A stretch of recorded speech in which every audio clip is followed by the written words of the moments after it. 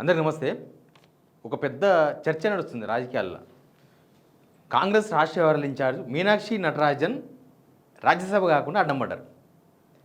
అదొక పెద్ద కుట్రలాగా కనిపిస్తుంది స్టార్టింగ్ నుంచి ఎండింగ్ వరకు. నామినేషన్ వేసే దగ్గర నుంచి నామినేషన్ రిజెక్ట్ చేసే వరకు. అందులో తెలంగాణ కాంగ్రెస్ ప్రధానమైన భాగం.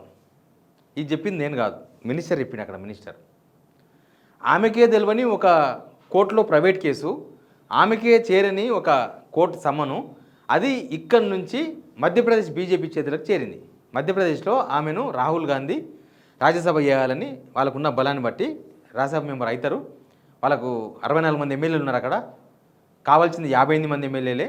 కాబట్టి ఖచ్చితంగా రాజ్యసభ అవుతారని వాళ్ళకున్న అవకాశం కోసం ఆమె నిలబెట్టింది. బీజేపీ ఇద్దరికి మాత్రమే బలం ఉంటే ముగ్గురు అభ్యర్థులను పెట్టింది అక్కడ. అసలు ఇక్కడ తెలంగాణలో ఆమెకే తెలియని ఈ కేసుకు సంబంధించిన వివరాలు ఆమె అఫిడవిట్లో పెట్టలేదు అనేది వాళ్ళు ఇచ్చిన కంప్లైంట్. అసలు అఫిడవిట్ బీజేపీలకు ఎట్లా తెలిసిందో తెలియదు. అసలు ఇక్కడ ఈమెకే తెలియని కేసుకు సంబంధించిన పేపర్లు వాళ్ళ చేతికి ఎట్లా పోయినావో తెలియదు. ముందు సబ్స్క్రైబ్ చేయండి, షేర్ కూడా చేయండి. ఇక్కడ కనిపిస్తున్న ఇది court office of the respondent. నాకు తెలిసి ఇది ఫైల్లోకి వెళ్ళి తీసుకున్న ఫోటో. ఇగో కనిపిస్తుంది కదా, ఫైల్లో తీసుకున్న ఫోటో. ఇది మీనాక్షి నటరాజన్కు కూడా తెలియదని చెప్తున్నారు కాంగ్రెస్కి సంబంధించిన కొందరు సీనియర్లు. ఆమె రిసీవ్ చేసుకోలేదు, ఆమెకు తెలియదు. ఒక నిజంగా కూడా మనం అనుకోనికే ఒకవేళ ఆమెకు తెలిస్తే అదేం పెద్ద మర్డర్ కేసు కాదు, అదేం కాదు, క్రిమినల్ కేసు కాదు. ఎవరో ఒక ప్రైవేట్ కేసు పెట్టినారు, దానికి సంబంధించి మీనాక్షి నటరాజన్ ఆమె కోర్టుకు రావాలని ఉంది దీనిలో.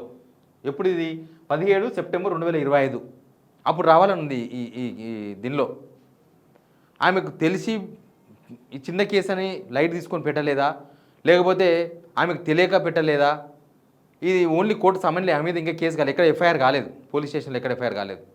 కాబట్టి ఇది రాయాల్సిన అవసరం లేదని చెప్పి రాయలేదా, సంథింగ్ రాయలేదు, అఫిడవిట్లో పెట్టలేదు. పెట్టకపోతే ఇది బీజేపీలకు చేరింది, మధ్యప్రదేశ్ బీజేపీలకు చేరింది. మధ్యప్రదేశ్ మినిస్టర్ మాట్లాడతాడు, ఒకసారి వినండి ఏం మాట్లాడతాడు ఆయన. कि कांग्रेस के अंदर हमें जो कागज मिले वो किसने दिए? जी कहाँ से आए हमारे? तेलंगाना से। कहाँ से आए भाई? और इसलिए कांग्रेस की क्या स्थिति आप समझ सकते हैं. मतलब हमारे पास तेलंगाना का कागज आ रहा है, तेलंगाना में सरकार इनकी है, तो आप समझ सकते हैं आपके हमें कांग्रेस के ही लोगों ने जानकारी दी होगी, हमारे पास तो कोई जानकारी थी नहीं. तो कांग्रेस की ये स्थिति है. ये भले ఆయన ఏమంటుండు, మాకెట్ట తెలుస్తుంది భయ్ తెలంగాణలో కేసు అయిన సంగతి, తెలంగాణలో వాళ్ళ గవర్నమెంటే ఉంది, వాళ్ళు చెప్తేనే మాకు తెలుస్తుంది. మధ్యప్రదేశ్ బీజేపీ లీడర్ల చేతికి ఈ పేపర్ ఎట్లా పోయింది, ఇది నిజంగానే సీరియస్ కేసా, లేకపోతే అక్కడ ఎలక్షన్ కమిషన్ తీసుకున్న నిర్ణయం తప్ప, ఇదంతా ఎలక్షన్ కమిషనో లేకపోతే కోర్టులో తేలితే తర్వాత విషయం, ఆమె రాజ్యసభ మెంబర్ అవుతుందా కాదా తర్వాత విషయం, ఇప్పటికైతే కాలేదు. కానీ కావాలని ఆమె రాజ్యసభ కాకుండా అడ్డుపడాల్సిన అవసరం ఎవరికి ఉంది? తెలంగాణ నుంచి పోయింది కాపీ, కాబట్టి తెలంగాణలో ఎవరికి ఉంది? ఇది ఇంపార్టెంట్ పాయింట్. తెలంగాణ నుంచే ఆమె రాజ్యసభ మెంబర్ కాకుండా, నేను అనుకుంటా ఇది ఆమె రాజ్యసభ మెంబర్ కాకుండా బీజేపీ వాళ్ళే గెలిచే విధంగా మీనాక్షి నటరాజన్ ఓడిపోయే విధంగా ఇక్కడ కుట్ర చేసింది ఎవరు? ఇది ఇప్పుడు క్వశ్చన్. ఇప్పుడు బీజేపీ వాళ్ళు అందరిలో ఉన్న క్వశ్చన్ ఇదే. ఇక్కడ వాళ్ళ బలాబలాలు చెప్తా నేను మీకు. మొత్తం 165 ఉన్నాయంటే బీజేపీకి. 165లో కాంగ్రెస్ పార్టీకి 64 మంది ఎమ్మెల్యేలు ఉన్నారు అక్కడ. తర్వాత ఒక్కో రాజ్యసభ అభ్యర్థి గెలుపుకు 58 మంది ఓట్లు వేయాలి అంటే సరిపోతారు. వాళ్ళిద్దరిని పెట్టి వీళ్ళు ఒక్కరిని పెడితే సరిపోతారు. కానీ వాళ్ళకి బలం లేకపోయినా బీజేపీ ముగ్గురు పెట్టింది అంటే ఇదంతా ముందస్తు ప్లానే. మీనాక్షి నటరాజన్ అభ్యర్థిత్వం ఎప్పుడైతే ఖరారైందో అప్పుడే ఈ కుట్రలకు బీజం పడ్డదని అర్థమవుతుంది. అప్పుడే స్టార్ట్ అయింది. ఎట్లా ముగ్గురు అభ్యర్థులను పెట్టిండ్రు. ఈ కేసు ఆమెకు తెలియదు, బహుశా ఆమెకు తెలియదన్న విషయం కూడా ఎవరో కుట్ర చేసిన పెద్దలకు తెలుసు. కాబట్టి ఆమె ఎట్లా రాయదు. ఇప్పుడు ఇంకొకటి అఫిడవిట్, ఆమె పెట్టిన అఫిడవిట్ కూడా ఇమీడియట్గా వాళ్ళకి బీజేపీలకు ఎట్లా తెలిసింది అనేది కూడా ఇంపార్టెంట్ పాయింటే. ఇక్కడ నేను బీజేపీని తప్పుపట్టను. ఎందుకంటే ఇంట్లో దొంగలు ఉంటే బీజేపీ ఏం చేస్తుంది? ఇంటి దొంగను కదా పట్టాల్సింది. ఇంట్లో దొంగ ఎవరు ఇక్కడ నుంచి ఈ పత్రాన్ని, ఈ పేపర్ను పంపించింది ఎవరు? బీజేపీల చేతికి. మినిస్టర్ చెప్పినట్లు తెలంగాణ కాంగ్రెస్ నుంచే పేపర్ పోయింది. ఎవరు పంపించారు? మీనాక్షి నటరాజన్కి మీ పీసీసీ మహేష్ కుమార్ గౌడ్కు టర్మ్స్ బాగలేవా?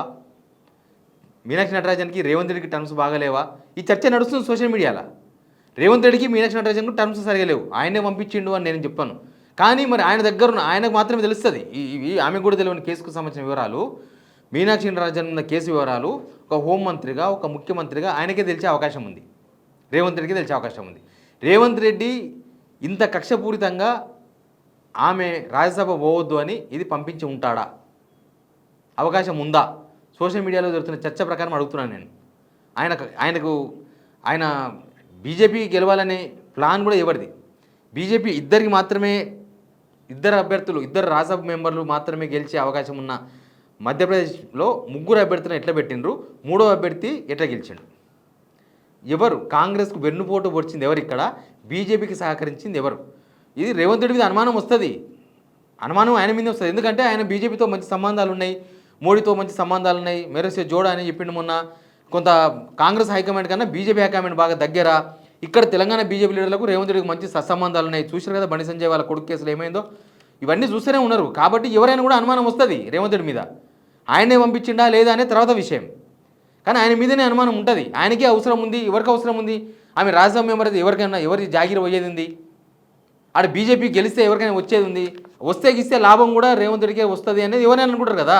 ఆయన గోడునోటి కేసు ఒకటి ఉంది, బీజేపీతో భయంతో ఉండనేది ఒక చర్చ ఉంది మార్కెట్లో, పొలిటికల్ సర్కిల్లో. ఇవన్నీ ఉన్నవే కదా, లేనివి కాదు కదా మార్కెట్లో. కాబట్టి ఆయనకే అవసరమేమో. లేకపోతే ఎట్లా చెప్పండి? ఇదేమో ఆర్టీఐ తీసుకునేది కాదు. ఎందుకంటే ఇది అప్పటికప్పుడు జస్ట్ నామినేషన్కు అంతే కదా. నామినేషన్ రిజెక్షన్కు ఎన్ని రోజులు తేడా? 2 days తేడా. 2 రోజులు అయిపోయింది. జరగాల్సిందంతా జస్ట్ 2 daysలో జరిగిపోయింది.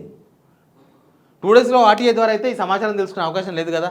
ఎవరైనా ఎక్కడైనా మీనాక్షి నటరాజన్ మీద ఏమేమి కేసులు ఉన్నాయని చెప్పేసి ఆర్టీఐ ఇస్తే ఏమైనా సమాచారం వెంబడి గంట సేపట్లో వస్తుందా? రాదు. ఇది ఖచ్చితంగా వాళ్ళ చేతికి పోయింది తెలంగాణ కాంగ్రెస్ నుంచే. ఎట్లా పోయింది? వాట్సాప్లో పోయిందా? ఎవరైనా పోయి మనిషి పోయి ఇచ్చి వచ్చిండ్రా? లేకపోతే వేరే వాళ్ళ ద్వారా పోయిందా? ఇక్కడ బై పోస్ట్ కొరియర్ ద్వారా ఇక్కడ బీజేపీ లీడర్లకు పంపిస్తే ఇక్కడ బీజేపీ లీడర్లు మధ్యప్రదేశ్కి పంపించిండ్రా? ఇదంతా ఒక పక్క స్కెచ్ ప్రకారం జరిగింది. వీళ్ళందరూ పోయారు ఢిల్లీలో ఎలక్షన్ కమిషన్ ముందు. కేసీ వేణుగోపాల్ వాళ్ళందరూ ధర్నాలు చేస్తున్నారు. ఎలక్షన్ కమిషన్ చేసేది ఏమి ఉండదు. ఎలక్షన్ కమిషన్ చేసుకున్న నిర్ణయం అంటే ఇది ఒక పెద్ద కేసుగా పరిగణించాలన్నా వద్దా? ఇది అఫిడవిట్లో చూపించకపోవడంతో అప్లికేషన్ డిస్క్వాలిఫై చేయాలా, రిజెక్ట్ చేయాలా వద్దా అనేది ఎలక్షన్ కమిషన్, కోర్టు అదంతా తెలుసు, అది వేరే విషయం. కానీ ఇక్కడ అసలు ఈ కేసు వివరాలు, ఆమెకే తెలియని కేసు వివరాలు మధ్యప్రదేశ్లో బీజేపీ నేతల చేతికి ఎందుకు పోయింది? ఇక్కడ కొంతకాలంగా ముఖ్యమంత్రికి మీనాక్షి నటరాజన్ మధ్య కొంత డిస్టెన్స్ ఉన్నట్టుగా చాలా రోజుల నుంచి కనిపించింది. బయటికి చూసిన వాళ్ళకి కనిపించింది, అబ్జర్వేషన్ అదే అనిపిస్తుంది కదా. ఇక్కడ హైదరాబాద్ సెంట్రల్ యూనివర్సిటీలో మొత్తం ఆ భూములు అమ్మాలే అని మొత్తం చదువు చేసే టైంలో ఆమె ఏకంగా వంశీచంద్ర రెడ్డి, కల్లకుర్తి మాజీ ఎమ్మెల్యే, మామనార్ ఎంపీగా పోటీ చేసిండు, ఆయన తీసుకొని పోయి అందరితో మాట్లాడి ఒక రిపోర్ట్ చేసి హైకమాండ్కి పంపించింది. ప్లస్ రీసెంట్గా ఎవరి మీద, పీసీసీ చీఫ్ మహేష్ కుమార్ గౌడ్ మీద బిగ్ టీవీలో వార్తలు వచ్చినాయి. ఎందుకు వచ్చినాయంటే వీళ్ళిద్దరు కలిసి ఏదో రిపోర్ట్ తయారు చేసి పంపించిండ్రు. రేవంత్ రెడ్డి, మోడీ, మేరేసే జోడో, బండి భగీరథ్ కేసు సహకరించిండ్రు అన్న వచ్చిన ఆరోపణలు, ఇట్లాంటి అన్నింటినీ కూడా ఆ రిపోర్ట్లో పెట్టిండ్రు అనేది ఒక రకమైన చర్చ నడిచింది బయటికి. అందుకే బిగ్ టీవీలో మహేష్ కుమార్ గౌడ్ మీద వార్తలు వచ్చినాయి, ఆయన అన్ఫిట్ అని, ఆయన అదని, ఆయన ఇదని వార్తలు వచ్చినాయి అనేది బయటికి కనిపించింది కదా.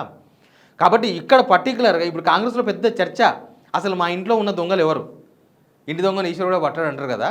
అసలు ఇక్కడ ఇది ఎవరు పంపించారు? అక్కడ మధ్యప్రదేశ్లో Congress candidate Meenakshi Natarajan application reject అవడంతోన బీజేపీ 3వ అభ్యర్థి కూడా రాజ్యసభ మెంబర్ అయినారు. 3 గెలిచినారు. చాలా అవసరం కదా రాజ్యసభలో, కాంగ్రెస్కు చాలా అవసరం కదా. ఒక అభ్యర్థి పోయిండు కదా. ఇది ఎవరై ఉండొచ్చు?